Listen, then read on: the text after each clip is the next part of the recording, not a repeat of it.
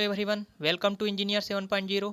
Friends, आज के इस वीडियो लेक्चर में हम डिस्कस करने वाले हैं सिविल इंजीनियरिंग से related most important MCQ types question के बारे में, जो आपके किसी भी एसएससी जेई या स्टेट जेई से रिलेटेड कॉम्पिटिटिव एग्जाम के लिए काफ़ी इम्पॉर्टेंट रहने वाला है।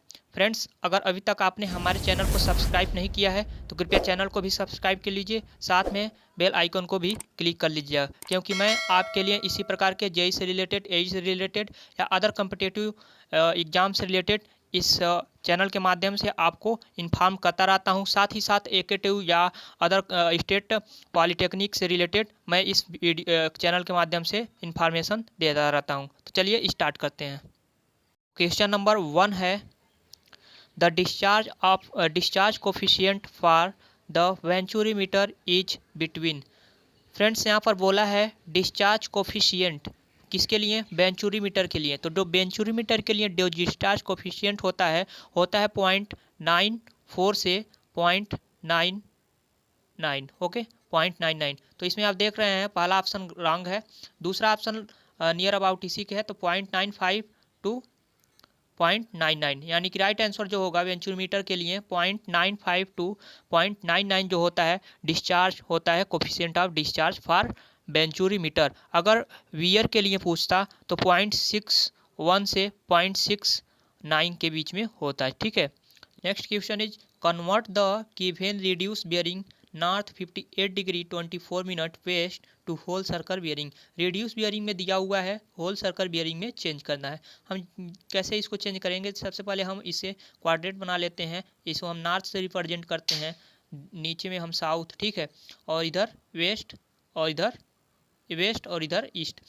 बोला है यहाँ पर नॉर्थ 58 डिग्री 24 मिनट, तो 58 डिग्री 24 मिनट कुछ यही होगा, नॉर्थ से वेस्ट की तरफ 50, ठीक है, ये एंगल ये होगा। ठीक है, तो होल सर्कल बियरिंग जो पूछ रहा है यहाँ से हम नॉर्थ से मेजर करेंगे यहाँ तक, तो यहाँ तक जब हम मेजर करेंगे यानी कि 360 में से अगर हम इसको रिड्यूस कर दें यानी कि कम कर माइनस कर दें तो जो निकल के आएगा वैल्यू वो होल सर्कल बियरिंग हो जाएगा। तो इसका जो होल सर्कल बियरिंग वैल्यू होगा वो होगा ऑप्शन ए 301 डिग्री मिनट माइनस 36 मिनट, यानी कि 301 डिग्री 36 मिनट आएगा right answer. Okay, next question is discharge through the main is by connecting pipe in parallel. Parallel में अगर हम कनेक्ट करते हैं कोई भी पाइप तो इसका डिस्चार्ज क्या होगा? इंक्रीज होगा या डिक्रीज? तो जब हम पैरेलल में करते हैं तो डिस्चार्ज हम जानते हैं Q इज इक्वल टू हो जाता है Q1 प्लस Q2, यानी कि डिस्चार्ज इंक्रीज हो जाएगा। ठीक है, यानी कि डिस्चार्ज इंक्रीज होगा। अगर सीरीज में होता तो डिक्रीज होता। तो right answer will be option B. Next question is किसी द्रव से भरे एक टैंक के किनारे पर लगाया गया एक दाब मापी 5 मीटर और 10 मीटर की ऊंचाई पर 5 kPa और 100 किलो पास्कल के पाठ्यक्रम दर्शाता है, तो द्रव का अनुमानित घनत्व ज्ञात करना है। तो हम जानते हैं फार्मूला जो होता है simple, H is equal to pressure is equal to क्या होता है? P is equal to H rho G H से। ठीक है, रो का वैल्यू पूछ रहा है तो P अपन रो जी हो जाएगा इधर। ठीक है, तो P अपन एच जी हो जाएगा। जी का वैल्यू हम 10 मान लेंगे। ठीक है, और एच का वैल्यू यहाँ पर दिया है 5 मीटर। अगर आप यूज करोगे तो प्रेशर आप 50, और अगर 10 मीटर करोगे तो प्रेशर आप 100 kPa ले लेंगे। उसके बाद से जब इसका हम डेंसिटी निकालेंगे तो निकल के आएगा राइट आंसर ऑप्शन बी 1000 किग्रा प्रति घन मीटर। ओके, नेक्स्ट है कह रहा है यदि शिखर की लंबाई चैनल की चौड़ाई के बराबर है तो इसे क्या कहते हैं? जब शिखर की लंबाई, जैसे यहाँ पर है कोई बियर बनाया हुआ है, ये बियर की जो शिखर है इसकी जो लंबाई है इस चैनल के चौड़ाई के बराबर है, तो इसे हम क्या कहते हैं? सुप्रेस्ड वियर कहते हैं। अगर ये किसके बराबर नहीं होता तो नॉन सुप्रेस्ड वियर कहते हैं। ठीक है, तो ये सुप्रेस्ड वियर हो जाएगा, option A will be right answer. Next question is मुक्त सतह के नीचे H गहराई पर पानी में ऊर्ध्वाधर डूबे एक H लंबाई वाले आयताकार पटल के दाब केंद्र की स्थिति। तो दाब केंद्र की स्थिति पर जैसे कि रेक्टेंगुलर है, ठीक है, रेक्टेंगुलर का जो प्रेशर इंटेंसिटी डायग्राम बनेगा कुछ ट्रायंगल का बनेगा। ठीक है, मुक्त सतह यहाँ पर फ्री सरफेस से। ठीक है, तो फ्री सरफेस से जो प्रेशर इंटेंसिटी पूछ रहा है तो आपका प्रेशर इंटेंसिटी इसके सेंटर पे यानी कि 2H/3 हो जाएगा। Next question is If h is the head over the crest of rectangular where the discharge varies h, यदि आयताकार बंदिका के शीर्ष के ऊपर का हेड h है तो निर्वहन में परिवर्तन किसके अनुरूप होगा। तो रेक्टेंगुलर के लिए जो डिस्चार्ज का फार्मूला होता है हम जानते हैं Q इज इक्वल टू होता है सी डी यानी कि coefficient of discharge into B root two G H पर एच बार होता है 3/2 यानी कि 1.5 एच पर 1.5। Right answer will be option A for rectangular. और ट्राइंगल के लिए क्या होता है एच पर 3 होता है। ठीक है, next question is sorry H पर जो होता है ट्राइंगल के लिए 2.5 होता है और रेक्टेंगुलर के लिए 1.5। नेक्स्ट क्वेश्चन इज जल मृदुकरण के लिए चूना सोडा की प्रक्रिया के बाद पुनः कार्बनीकरण का उद्देश्य क्या होता है। तो जो मृदुकरण के बाद जो चूना बाद पुनः कार्बनीकरण जो कहते हैं उसका जो पर्पज होता है कणों को घुलनशील अवस्था में बदलने का। ठीक है, पार्टिकल्स को घुलनशील यानी कि option C will be right. Next question is free settling of particle in the sedimentation process is also called. Free settling क्या कहलाता है सेडिमेंटेशन प्रोसेस के दौरान। तो जो कहलाता है उसे हम डिस्क्रीट सेटलिंग कहते हैं। Okay, option A. नेक्स्ट है the slope of the bending moment diagram gives. जैसे कह रहा है बेंडिंग मोमेंट का स्लोप क्या रिप्रेजेंट करता है तो हम जानते हैं एम इज इक्वल टू होता है डी एक्स क्या होता है एस एफ सीयर फोर्स यानी कि right answer will be shear force.